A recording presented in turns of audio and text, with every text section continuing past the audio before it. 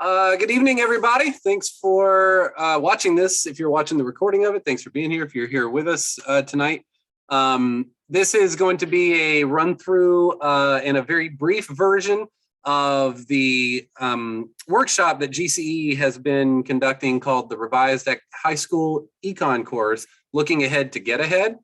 Depending on when you're watching this, it may not be so looking ahead. For most schools in Georgia, we're back in session now, so you're not really looking too far ahead. You're probably already into teaching the revised course. The purpose of the original workshop, which was a full day, 8:30 to 3 o'clock workshop, was to basically do three things. Review the actual revisions to the course, of which there are some very significant and substantial ones. The second purpose was to talk about how to approach all the new personal finance that's in there, and approaching personal finance with empathy and with understanding and being inclusive and being cognizant of everybody's different life experiences and things like that. We call that section Building Empathy Through Personal Finance Instruction. And then the third part of the original workshop was some lessons, some actual strategies, things you could turn around and use the very next day with students. So this is a 1 hour, it's actually probably gonna be a little less than an hour, even because since I'm recording, I'm not gonna do all the discussions I would necessarily normally do. It is really just gonna hit on the revisions to the course. So if you're a veteran economics teacher and you couldn't make it to any of our in-person workshops, this might be a good video for you to at least skim through, because I'm gonna really touch on the highlights, the things primarily that experienced veteran teachers might look over or might not know they need to approach differently, especially if they haven't looked at the standards, the revisions to the standards. And we know the Georgia Council, we understand that that's particularly true in systems that may not have social studies coordinators or may not have good communication mechanisms to get things down from the state level into your classroom. So that's sort of my purpose here. It is more or less just going to be me talking. If you're brand new to the Georgia Council, normally we're super interactive. We love doing simulations, lesson demonstrations. That's kind of our bread and butter. But this is not going to be that. This is really just going to be to hit the highlights. So I'm going to go ahead and get rolling here so we can get to those highlights. I'll pause on this slide for just a moment. If you are watching this and you want to try to get in touch with me, my email is right there. So I'll leave this slide up for a second to give you a chance to write it down. ccannon11@gsu.edu. My name is Chris Cannon. I'm the Associate Director of the Georgia Council on Economic Education. Here's probably also a good time to mention that the Georgia Council was integrally, and that's probably not the right word, we were very much involved in the creation of this new curriculum, revised curriculum. I shouldn't call it new. It is the same course number, it's the same graduation requirement, but there are heavy revisions to it. We chaired the committee that ultimately delivered the revisions to the State Board of Education. So we were there from the very beginning. All the phases of the changes we were involved with, which was multiple committees, multiple rewrites, lots of discussions with different folks, and then finally the final committee that met in October. Another email address you see down at the bottom is Princeton Williams. Princeton Williams is the senior outreach senior advisor at the Federal Reserve Bank of Atlanta. And normally he and I co-present this workshop together. Since I'm just doing the standards overview, there's really no reason for both of us to be here. So it's just going to be me. But Princeton is equally adept at answering questions, better at answering some things like the changes to the monetary policy standard than I am. So don't hesitate to reach out to either one of us. All right. So I guess before we get going in too much in depth, I should give a quick little background as to why this workshop needed to be created in the first place. The really, really short version of the story is there was some legislation proposed in the 2021 Georgia General Assembly that was going to require every student in the state of Georgia to take a personal finance course. And that piece of legislation was very prescriptive about what should be in the course. Essentially, there were 16 items listed specifically in the law. That bill ended up not getting passed, but the State Department of Education decided that, well, if this is coming from the legislature, it's probably a pretty big deal, might be something we want to consider. And so the State Board of Education, those are two different bodies, the State Board of Education made a proposal that really maybe what we should do is allow for schools to decide whether they want to offer the required economics course or the elective financial literacy course, and either one could count for graduation. Because we felt like, we being the Georgia Council and the Federal Reserve Bank and some members of the Board of Regents and various other bodies out there, felt like it was still really important that we should require economics. There's a lot in an economics course that is pretty important to being an informed voter, understanding the world around you. The essential basic decision-making skills are taught in economics class, things like entrepreneurship, measuring the economy. You know, if you've paid any attention to anything in the last couple of years, you've probably heard a lot about inflation. Where does inflation get taught? It gets taught in economics class. International trade, huge deal, right? Georgia's economy is extremely reliant on international trade. So for all those reasons, we thought it was really important that we kept some version of economics. And through some discussions and some correspondence and working with the Georgia Department of Education, we made our case. Some members of the Board of Education agreed with us, and that started the process to revise this course. Okay, so the process began in August/September of 2021. It went all the way through October. In November, a proposal was made to the public, which are the standards that you have now. And those were voted on. Then the public comment came back overwhelmingly positive. There were hardly any major, there were no major complaints. There were hardly any minor ones. Most of the minor ones were sad that we got rid of this topic or that topic or, you know, whatever. Way overwhelming positive comments. The State Board of Education agreed. And so they said, let's keep the course required, but we'll use these standards in place of the other ones beginning in 2022. And that's how we got to where we are. So if, I should say this too, because there's still a little bit of confusion out there.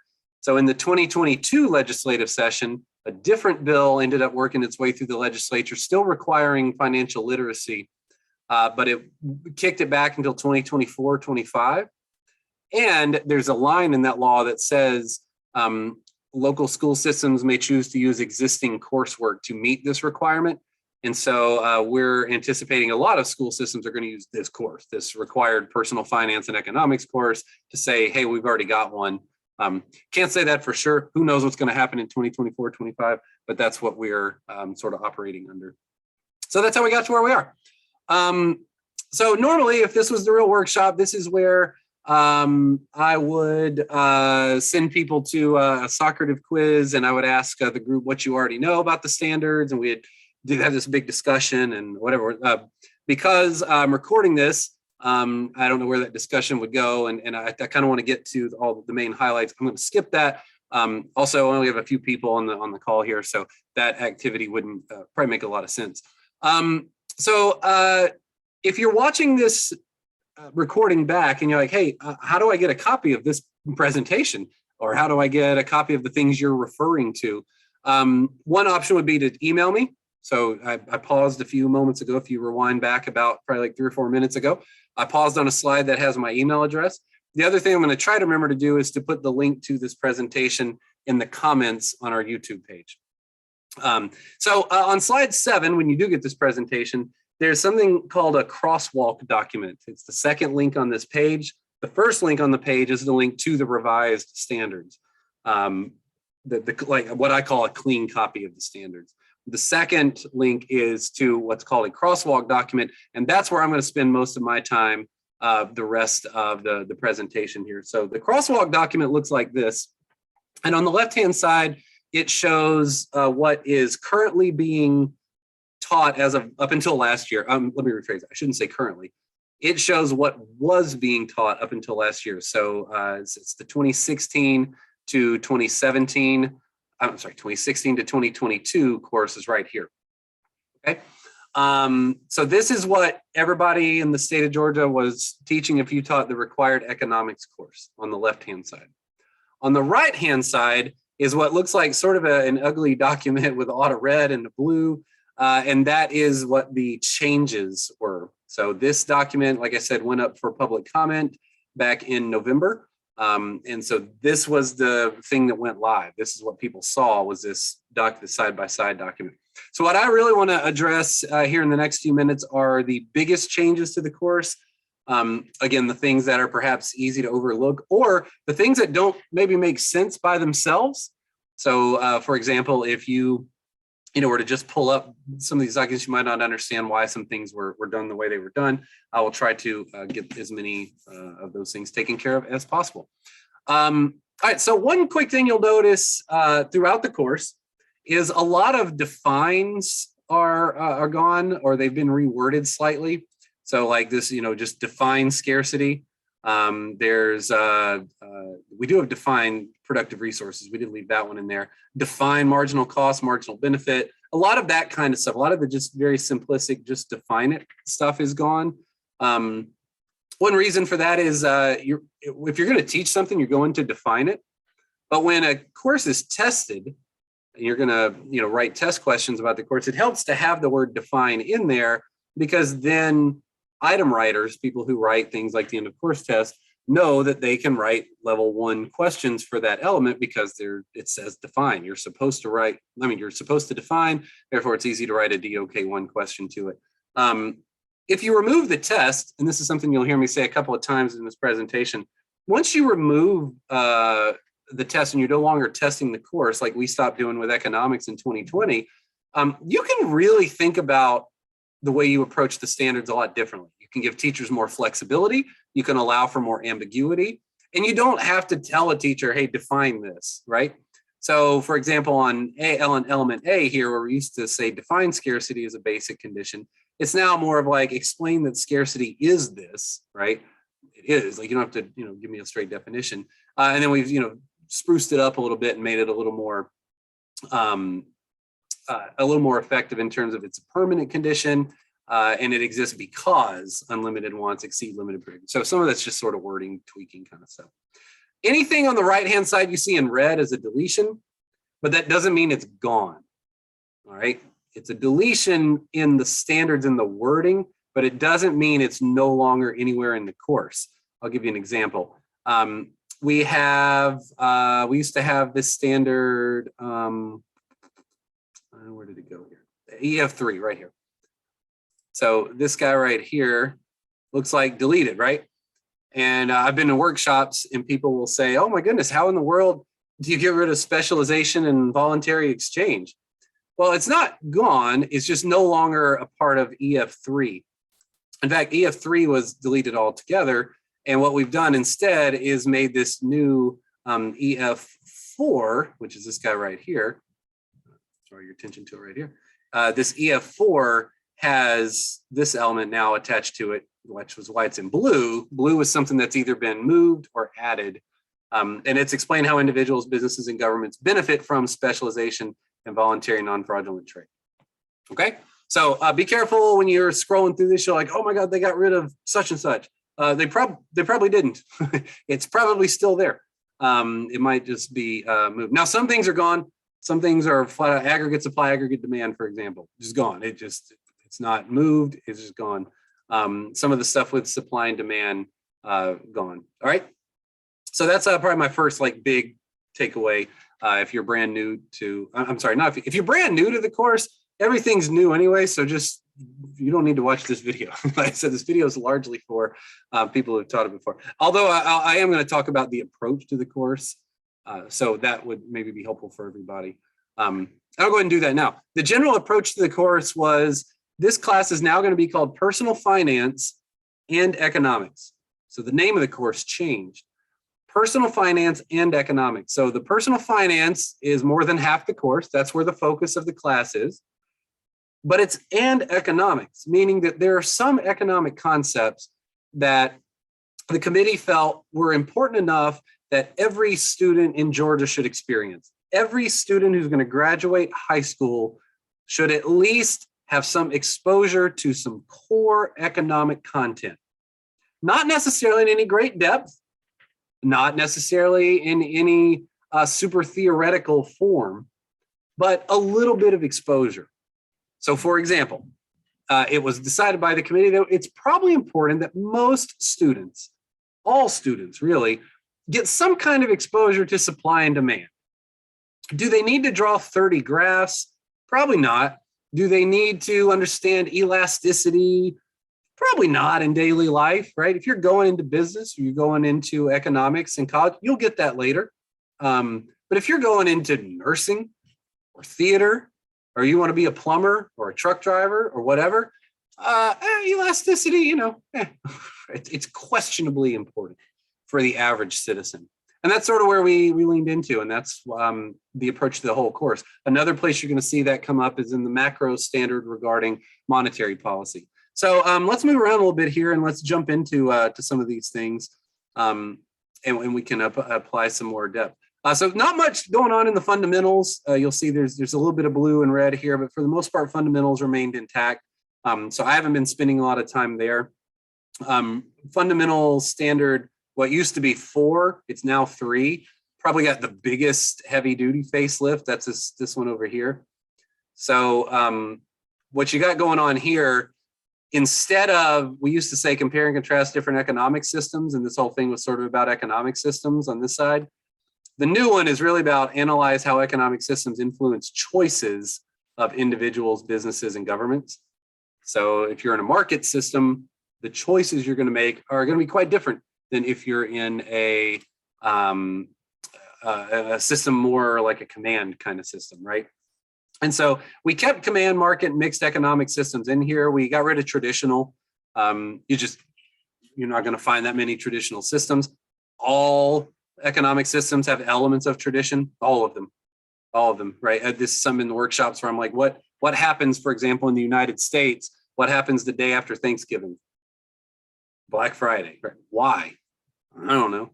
I really don't know. It just does. Even Thanksgiving itself, why do we sell a whole bunch of cranberry sauce, the third week of Thanksgiving, third week of November? Why do we sell a bunch of fireworks on July 3rd, right? I mean, on and on and on. So we have a lot of traditional things in our economy, but it doesn't necessarily mean that that's like a huge part of what drives our economic, decisions, aside from individual markets kind of here and there. So that's why traditional is gone. You can still teach if you want. And I should say that that's true throughout the course. If you're really disappointed and sad that something got removed because it was your favorite thing to teach, or you had a cute song to teach it, or like your best lesson of the year was about aggregate supply and aggregate demand, then do it and use it. Nobody's going to come in and, accuse you of over teaching. All right. So that's fine.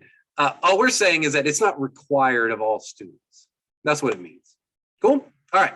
So definitely spend some time taking a look at the new EF3, because it's quite different, and your approach to that would be quite different. This is even the kind of thing where it probably doesn't even make sense to use like the old slides you had necessarily, depending on how you taught this. You might need to go and revisit how you were presenting this to students in the first place. So moving on, the fundamental section was still placed first because, like I said, we thought it was really important that, we being the committee, thought it was really important that you still start with the basic economic foundation: scarcity, opportunity costs, limited resources, basic decision making. Right? That's your foundation. Those are your fundamental economic concepts. Then, once you've got that foundation laid, you can go wherever you want. You can actually teach all of these standards in any order you want. It even says so on the standards themselves. If you pull up a clean version of the standards, it says at the top, these standards can be taught in any order or sequence. So to make sure that people understood how significant it was that we were changing the course and renaming it to personal finance and economics, the personal finance standards were actually moved up into the second domain, so that visually you have that impact of like, all right, let me skim through these standards. All right, econ, oh, boom, personal finance is right there. And right away, you start to see how seriously the scope of personal finance has changed. On the left-hand side here was the old PF1, which was basically apply a rational decision-making model to personal choices. We opted for, or the committee at that time opted for, apply it to what you're doing after high school, whether it's college, technical school, military enlistment, whatever. And then it was create a budget that includes some kind of savings and financial investment plan. That was it. That was your PF1. That's probably, at most, it's a 2 50-minute period worth of instruction. maybe a third. I can't imagine what you would drag that into a third day doing.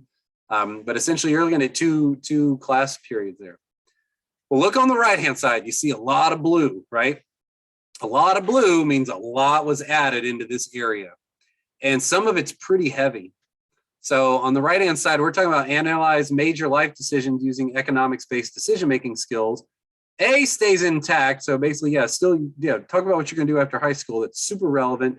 It's essential for some students to help them make some of those choices that they haven't made by their senior year. But then if you're going to college, if college is an option, then figuring out how to pay for that college is pretty important.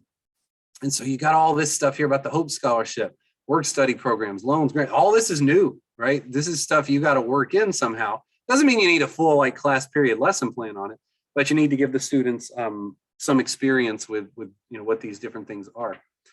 Then you get something that's way out of left field. Identify necessary documents to complete forms like FAFSA or scholarship. That doesn't mean you ask the students to bring them into class. Please don't do that. Unless you have that kind of relationship with your kids. That's not what this means. It doesn't say bring in private information into the classroom. It says identify necessary documents. A quick resource here I'll give a shout out to is the Student Finance Commission, the Georgia Student Finance Commission, GSFC. They have a website called GeorgiaFutures.org, GeorgiaFutures.org. And on that site has everything you'd need to teach that element. There's literally a document out there called Documents Needed to Complete the FAFSA. It's a little bifold kind of thing, and you can get that on GeorgiaFutures.org. This is a good time to talk about, this is one of those standards or one of those elements where use common sense on this, be flexible. If your counseling department, and I've heard this about a lot of schools around the state, if your counseling department is already doing this, then skip it, right? Or mention it, or just, briefly be like, hey guys, you're gonna hear this from your counselors. Here they are, let's move on. Also, teaching this element second semester versus first semester is gonna be pretty darn different. First semester, you need to try to work this in before October, which is when the FAFSA opens. Second semester, they should have already done it. If they didn't, you're not going to be able to do much with it in April anyway. So that's use common sense, use some flexibility. Don't feel like, I got to make sure I cover, every little single detail here. That may not always necessarily be the case. Then we've got the rational decision-making model coming back to some life choices. And then you get this element E. Let me clean this up a little bit so we can focus on element E here. Let me talk about element E. So one of the things we do when we do the in-person workshop is we pass out these little pink pieces of paper, and we ask for people to write down something they like about the standards, the revisions, and something they're concerned about the revisions. And a lot of times around the state, we have had people say they are very concerned about trying to teach their students generational wealth. And I understand that. This is particularly true if you're teaching in a school like I used to teach in, where the concept of generational wealth just doesn't seem super practical. The school I was at was predominantly apartments, very low income, lots of single mom households, check the boxes, right, for all the things that you would normally, right? And I can imagine going to my students and be like, oh guys, generational wealth, blah, blah, it's like we don't have any wealth now. We didn't have anything passed down to us. How in the world are we going to possibly pass down? So here's what I want to say to help you with this a little bit. Think about how this element is positioned in context of the whole standard. And the focus really should be on these three words right here: individual financial decisions. Individual financial decisions. Look at the flow of this standard. The standard is analyze major life decisions, right? Analyze major life decisions using some kind of decision-making skill. Number one, what you can do after high school. Is it college or technical school? Cool. How are you going to pay for it? This one's a little bit of an outlier. And then way after high school, or after, if you're not doing college, then you've got other things you've got to consider: employment opportunities, renting versus buying, selecting a mortgage, buying a car, et cetera, et cetera, et cetera.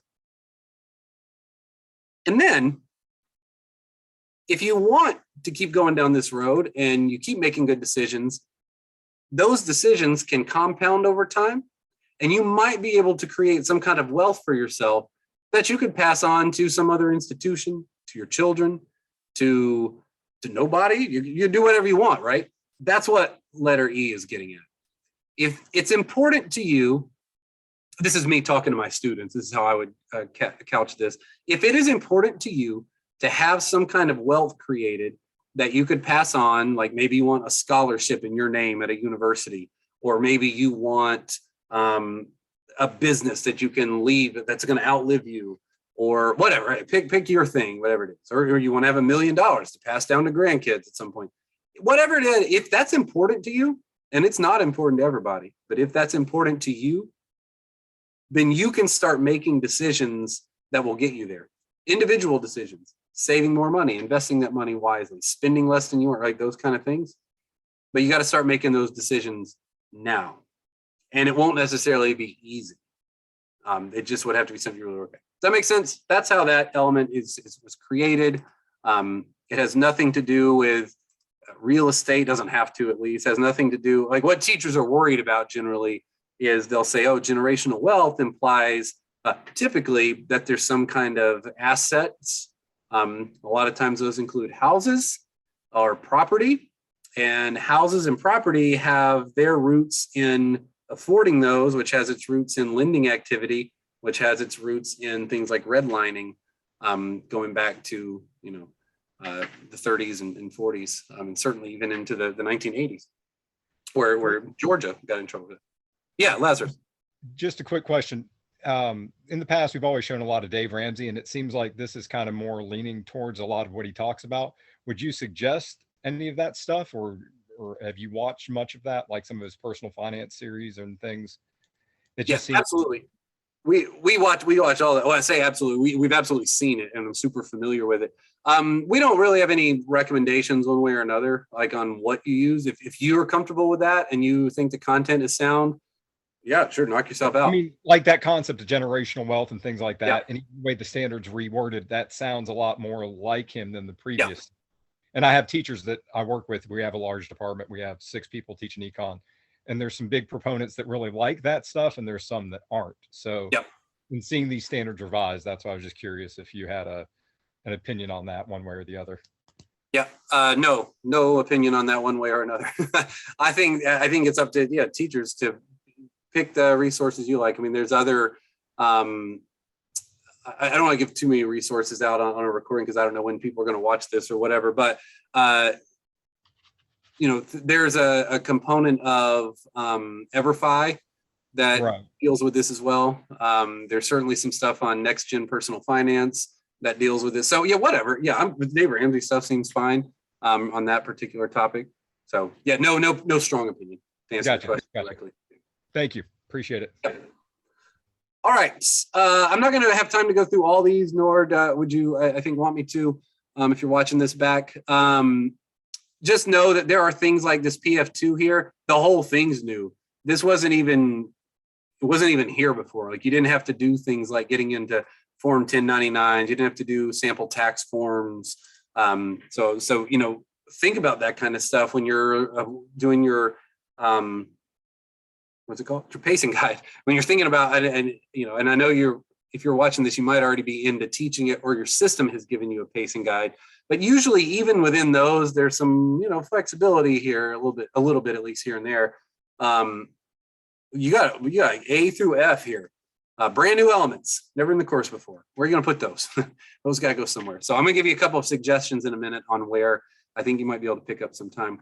The only thing I'll say about this one real quick is letter B is review and complete a sample federal income tax form. You do not need to get the students to bring in their own. If you wanted to bring in yours, I think that's cool. I can give you some research that indicates that if you use real numbers and you use real documents from yourself, that there tends to be a little more buy-in, and it can help breed some empathy among students.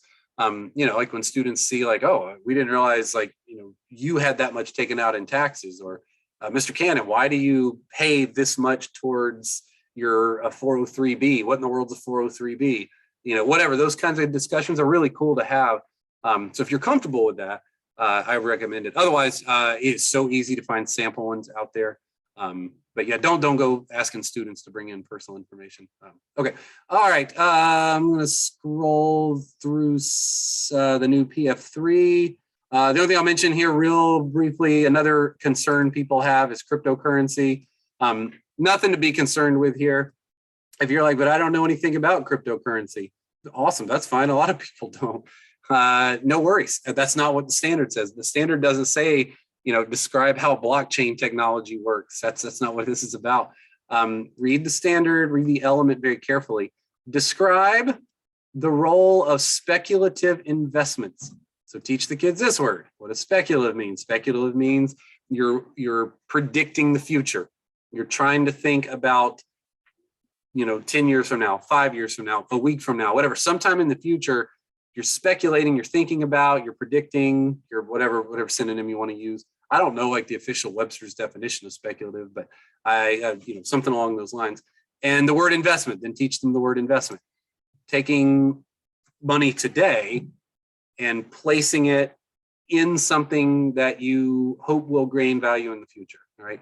That's speculative investments. Stocks are a speculative investment, but stocks also have a lot of underlying information about them, like company history, sales numbers, decisions about who the CEO of a company is going to be, mergers, acquisitions, economic conditions, right? There's a lot that goes into stocks. So they're speculative, but the level to which you can speculate is reduced significantly because you have a lot more information. Cryptocurrency is not like that. Cryptocurrency has very little information about it. It's still super, super infant in terms of its what it's being used for, its creation, it's young, and it's weird. It's flat out weird because it doesn't have all those other things I just described. There are no companies, right? Bitcoin's not a company, nor is Ethereum or Polygon or Cardano or whatever one you want to use, Shiba Inu, Dogecoin. Those aren't companies. They're code, right? They're computer code. And the only reason people buy those tokens is, well, not the only reason, but one reason people buy those tokens, Bitcoin, whatever, is because they think they will have value in the future. And quite honestly, if you ask people why they think that, most people don't know. It's true. Google that, look it up. Ask people, why are you investing in Bitcoin? Some people, and I invest, and I could give you my reasons for it. That's not what this recording's for. But the idea, what I'm trying to convince you is that you don't have to get into the nitty gritty on it, right? It is cryptocurrency is speculative. We have a whole lesson plan about it. So if you go to gce.org's website, we have a workshop called Creating Something from Nothing, a lesson in cryptocurrency. We'll be doing that periodically throughout the year. It's virtual, so we can get into it then. But all you have to convince students is, hey, there's all these kind of like traditional investments here in D, right? There's savings accounts, there's CDs, there's retirement accounts, there's stocks, there's bonds, there's all mutual funds, right? And you should have a little bit of all that. Oh, and by the way, if you want to go real crazy, you can also do speculative investments. One example would be cryptocurrency. Another example is when people were borrowing money to buy stocks in the 1920s. Another example is tulip bulbs in Denmark in the 1600s. Another, or Netherlands. Beanie Babies. Internet stocks in the 1990s, houses in 2008, houses now to some extent. All right, so yeah, don't get too caught up in the cryptocurrency. It's just there as an example of a speculative investment. All right. PF4, there's another one where the whole thing's new. You got online amortization tools. That's nuts. I lobbied for that not to be in the standards, but made it anyway. All right, so here we go. I want to point out real quick, two huge changes, huge changes. This is really true for people who have been teaching this for a while. Oh, I did skip over one here. You have two brand new standards here in 9 and 10 that are pretty hefty and detailed, particularly 10, when you've got all these different identity thefts.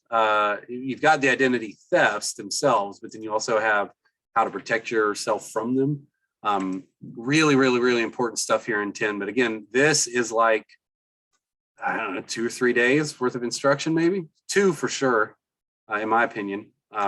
That's got to go somewhere. So where's it going to go? Well, let me give you some examples of some places where you might be able to cut some stuff. Micro standard 2 is, in my opinion, the biggest changed standard in the whole course. On the left-hand side is what you were teaching. So we had defined the law of supply and demand, distinguish between supply and quantity supplied, role of buyers, illustrate on a graph, do the determinants of supply, determinants of demand, and price ins, price floors. So when I was prepping for this workshop, I was like, man, I wonder what I was doing, because I was teaching what's over here on the left. I was doing all this. So I went back and looked at my classroom calendar. I looked at 3 calendars. I looked at the fall of 2013, spring of 14, fall of 14. So I looked at 3 of my classroom calendars. And then so this was very similar to what existed prior to 2016. And then 2015 as well.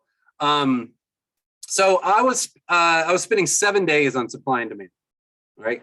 The first day was the market in wheat, market in cocoa, whatever market activity you like to do. If you're not doing that activity, I highly recommend it. Second day was debriefing that activity and building a graph so that I could really teach this and this, and to some extent this, all right? The third day was making sure they understood that graph, watching some of the videos from VE5, the virtual economics flash drive, whatever, making sure they had this. And then I was essentially doing an entire day of notes, an entire day of note taking on E and F. And then I had a day to practice that.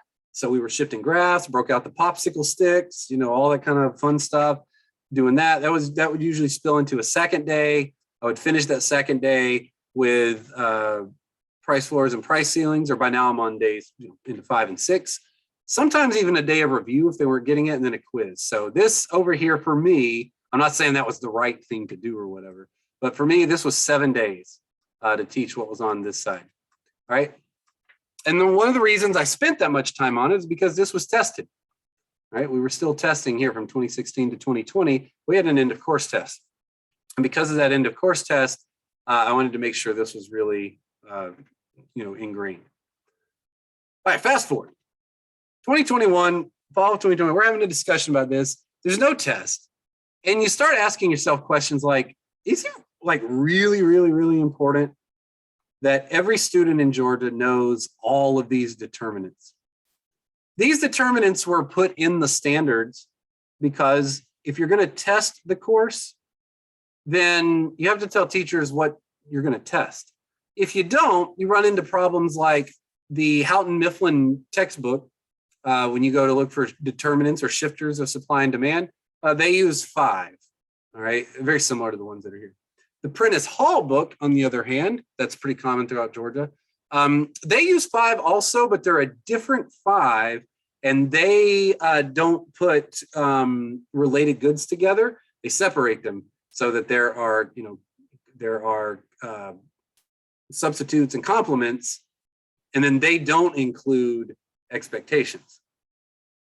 Well, that's confusing, right? So what should I teach from the teacher? Do I use the Houghton Mifflin book or the Prentice Hall book? Then there's all sorts of online resources that use all kinds of different things. There's one company that has 2 different videos on YouTube, both about determinants of demand.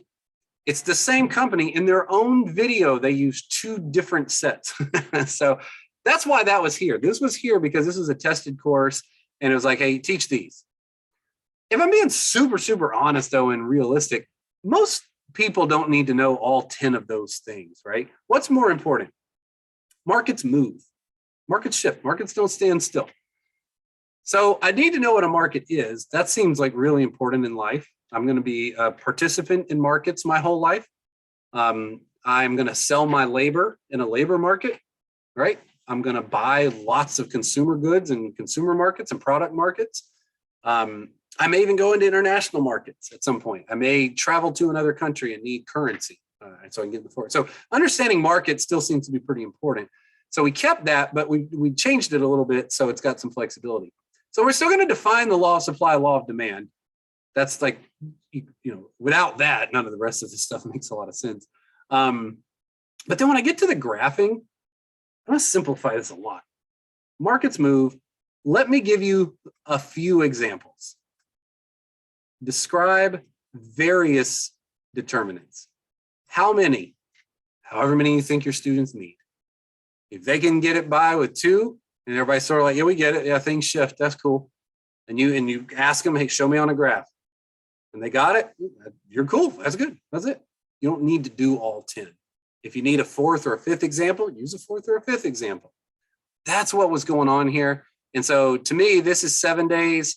The new version to me is easily 4. I mean, if you had to, you could do it in 3. If this is me, if I'm teaching this course right now, I'm still going to do my market in wheat because I think it's got a lot of other uses. I use that lesson for some other things. Break it down in a day, start doing graphs, little practice graphs, give them some examples of shifting. 3rd day, maybe more practice, maybe some real life current event kind of stuff. And then a 4th day on price ceilings, price floors, and maybe a really, really short quiz, maybe. I may not even do a quiz, honestly. That's it, 4 days. So that's the kind of mentality you got to get into. You got to get your supply and demand down from 7 to 4, or whatever yours was. There's just not as much meat on the bone there to justify the amount of time you were spending before. And that's one of those, like, you might hate that. You might be like, Cannon, this is awful. And there are people who think that. And we've heard it from people. But it's the reality. So awful or not, this is what you got. So I just can't see spending the same amount of time you used to spend on supply and demand. Right. So hopefully that makes some sense, whether you agree with it or not. That is what it is. And that's the kind of place you have to make some strategic choices. This is cool trivia question. The only standard in the whole course that didn't get any changes was this one.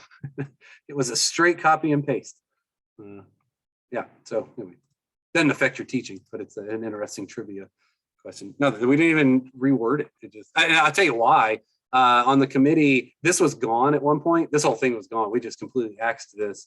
And then at the very last minute, literally it was like last minute, some people made the argument that, no, that doesn't make sense to never, ever expose a kid to like a partnership in a corporation, like why they should incorporate. That just seems silly. So it was just decided, it was like, well, whatever, just keep it all in, fine. It's just, and that's how curriculum gets made, folks.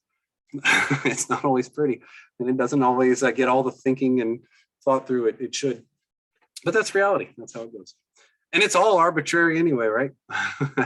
That's why every state standard are slightly different. Everybody thinks different things are important.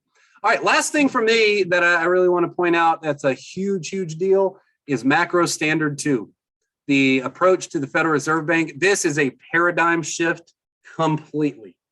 All right, and this is the one standard I think you should scrap everything you have. Like go in, take all, except for the one about your organization of the Fed. Whatever you got for that, that can stay the same because that stayed here. Everything else, get rid of it and start over with a new thing, with a new mindset in mind. Here's the mindset change.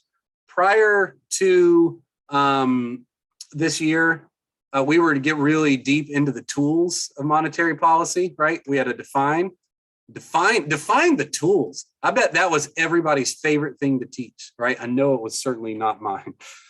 Like literally give the kids a definition of reserve requirement, discount rate, yada, yada, yada. And then that's not enough. Describe how they use those tools to promote the dual mandate. All right. So nationwide, there's a big change here. It's so big, even the College Board got on board with this. And the College Board is not known for making a lot of changes. But this was such a big deal to them that they felt like, yeah, we need to address this. So the AP macroeconomics test is different because of this on this one section. All right. So anyway, what's different? It's quite simple. The difference is don't teach the tools, teach the results. Don't teach the tools, teach the results. Why do we care about the Fed? It turns out that it's not just monetary policy. The reason why most people care about the Fed is they process a lot of payments.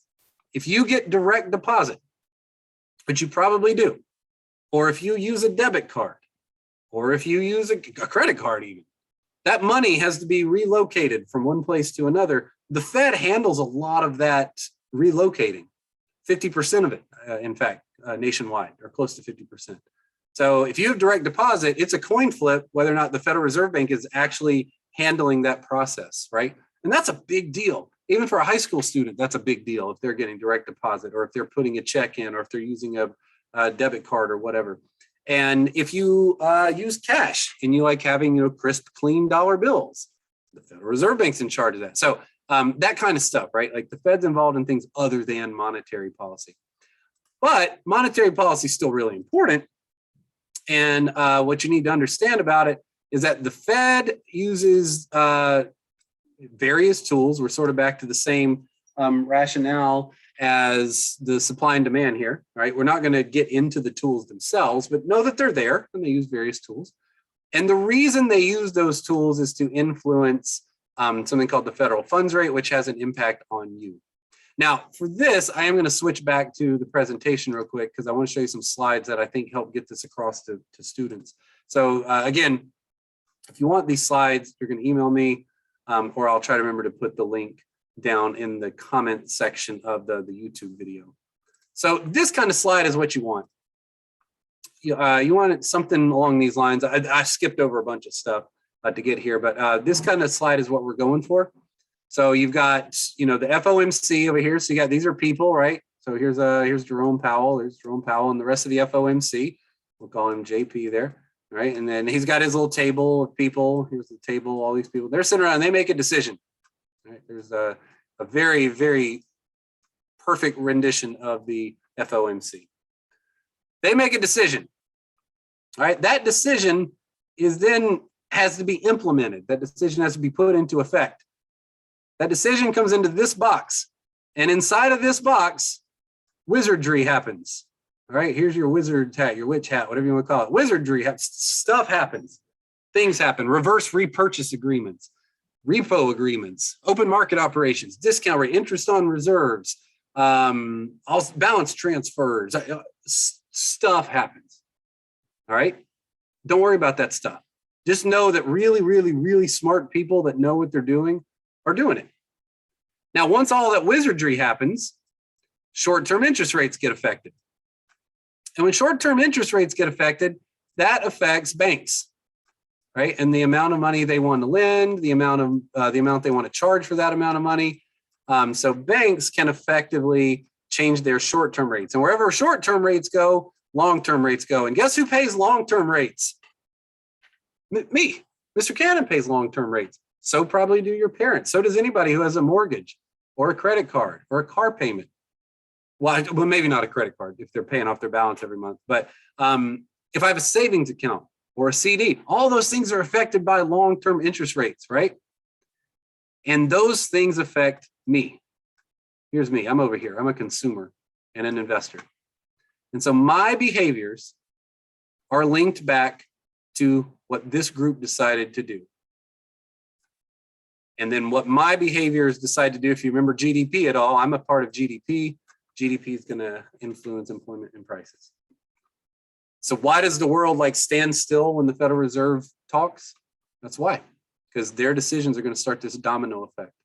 That's what we need to be teaching students, right? That's why every student should at least hear that some point in their life. Are they going to remember that? I don't know. I can't tell you that an 18-year-old is going to remember that when they're 45, right? I can't promise you that, but at least exposing them to that concept and letting them know that, hey, there's a reason interest rates fluctuate. There's a reason you should pay attention when you hear, Jerome Powell is going to, or read on Twitter or whatever, the Fed is going to do something. It's going to matter. That makes sense? I hope that makes sense. That's the rationale. If your favorite thing in the world was to teach the tools, knock yourself out. You certainly still can, but you don't have to, unless you're teaching AP macro. And then you do, but that's a different thing, right? That's a college level class. It's a much more in-depth thing. But if you're just teaching regular econ, you don't need all that. And the thing behind it is like this. Let's say your car is not running right. You take your car to the mechanic. What's your goal? Get the car fixed. Do you take it to the mechanic and be like, oh man, don't use that screwdriver. Use that screwdriver. No way does. Right? Or you don't go in and be like, hey, I really hope you're going to use the pneumatic jack to fix my car. Right? That's the equivalent of what we were teaching the kids. And this was the only place we were doing it. We weren't doing it in fiscal policy. We weren't doing it really anywhere else, just here in monetary policy. And then there's some other slides that show that's like the proof of the pudding, prove it to me that what you're saying is correct. So what's going on here is the blue line is the federal funds rate. The red line is the bank prime loan rate, which is what the best bank customers get, short-term interest rate. Move together, just like I said. If you want more proof, we can actually expand this to a lot of other interest rates in the economy. So for example, here's the red line again is the federal funds rate. This is the one the Fed's trying to target. So if we look historically, here we had a dip. Of course, we're going to get a dip in the prime rate, but look what else we get a dip in. We get a dip in the 30-year fixed mortgage rate. That's this one. Not as consistent, but it's down. This orange dotted line here, this is your installment rate on a car loan. What did it do? It went down, right? Purple dots are your credit card rates. Credit card rates, what they do? It went down. It plateaued a little bit. All right, you see what I'm saying? And then you can make that same argument. Here interest rates are like extremely low, downward trend, downward trend, downward trend in green. Strange one there, a little bit of a weird, kind of all over the place. Okay, all right, you get the point, right? So that's what you're teaching the students. And then there's a slide that like shows it with actual numbers. So this is actual wording from a credit card. This APR will vary with the market based on the prime rate. So wherever the prime rate goes, that's where the interest rate on that particular credit card is going to go. Okay. So to summarize, there are some really, really significant changes. There are several new things that are going to take up some of your time. My biggest recommendations for you are to reconsider, how much time you're spending on some of those traditional kind of time suck kind of things in econ, like supply and demand, like the Federal Reserve Bank, perhaps. Even international is significantly shorter. Really all there is in international now is a nation's benefit when they specialize in comparative advantage. We have some trade barriers.